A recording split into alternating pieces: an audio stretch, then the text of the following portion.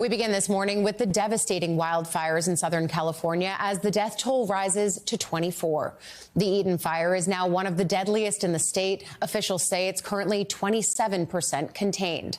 While its spread has slowed, the fire has burned through more than 14,000 acres. The Palisades fire is only about 13% contained and has burned nearly 24,000 acres. It's still threatening residential areas. The Hearst fire is 89% contained, and the other two fires that broke out last week are thankfully 100% contained.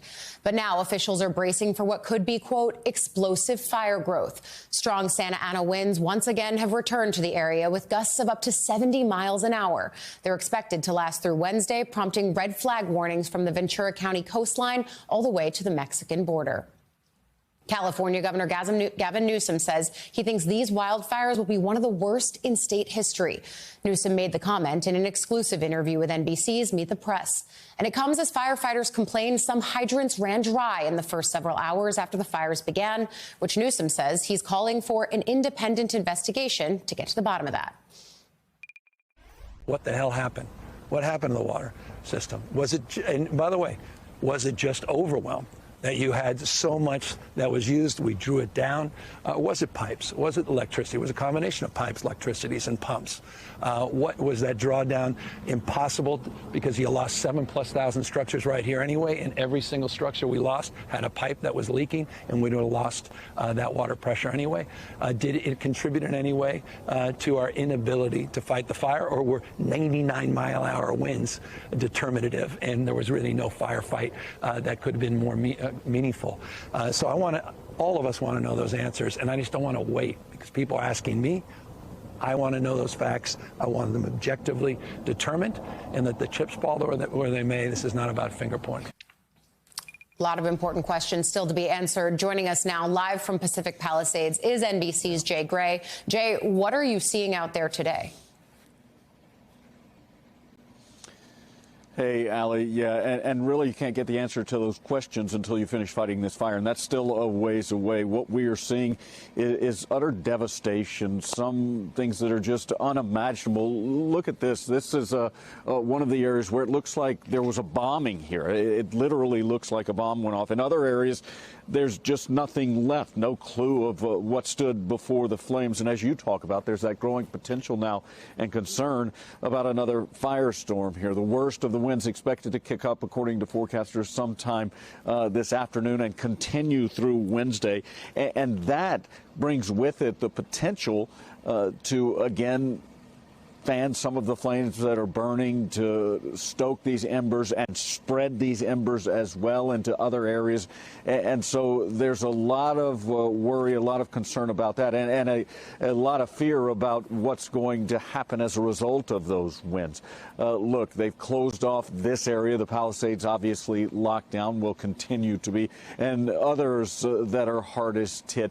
Just not safe in many of these areas, according to law enforcement. They had initially allowed people to come in, perhaps find something they could pull from some of the rubble, but now saying we can't do that with these winds beginning to swirl again, and we're not even going to consider it until sometime Thursday at the earliest. So that's the situation on the ground. We know that the National Guard is staked out here and across the region. We've seen troops moving in, 1,000 more deployed overnight. And then you've got law enforcement and firefighters constantly patrolling this area, looking for hot spots, dousing them where they find them, and again, preparing for what could be another severe wind event coming up, really starting this afternoon, Allie. Jay, the people who are trying to get back in their homes, even if it just means being able to grab one or two things, what are they saying to you? I mean, we've seen just some really emotional interviews. Can you talk about those conversations that you're having? So difficult, and a lot of people who have come in. We saw one man earlier who had worked at his dad's gas station. That gas station was burned to the ground. He was rummaging through, found a handful of quarters, and it reminded him of the times when, as a kid, he and his brother had worked at that gas station. So it's the smallest of things, the things that may seem insignificant, that people are pulling from just what is really just ash and twisted metal, and just finding something that triggers those memories. It's a blessing for many, but also a curse because it makes them realize just how devastating this damage is and how difficult it's going to be to come back. NBC's Jay Gray, thank you for your reporting. And meanwhile, with the death toll rising, we're learning new details about some of the victims of the devastating fires burning across Los Angeles. NBC News correspondent Dana Griffin has more. These are the faces of neighbors, family, and friends forever tied to the most destructive wildfire in Los Angeles County history. Anthony Mitchell, a father who stayed behind with his disabled son, Justin, refusing to let him die alone. So before he hung up the phone, he said, "Baby, I gotta go. The fires that made it to my yard." A sweet but stern 83-year-old Erlene Louise Kelly. We didn't expect to lose her so tragically. And that's what hurts most. Tell them it's not what happens to you in life.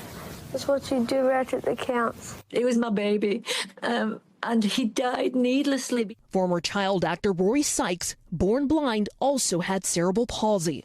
He said, "Mom, leave me." And no, Mom can leave the kid. And I've got a broken arm. I couldn't lift him. I couldn't move him. His mom, Shelley, telling an Australian news organization she drove to get help from firefighters. When the fire department brought me back, his cottage was burnt to the ground. At least 2 victims tried to protect their homes from flames, where they raised families and lived for decades, like Victor Shaw and Rodney Kent Nickerson. Great person, funny, the life of the party, and love people. Very intelligent man, loved to read. And there's Randy Meode, a Malibu surfer who lived along the Pacific Coast Highway in his well-known Red Crab Shack. He was found there, according to his mom, who also told NBC News his last words to her were, "Pray for the Palisades and pray for Malibu. I love you." That was NBC's Dana Griffin reporting, and we're all praying for the people in this area.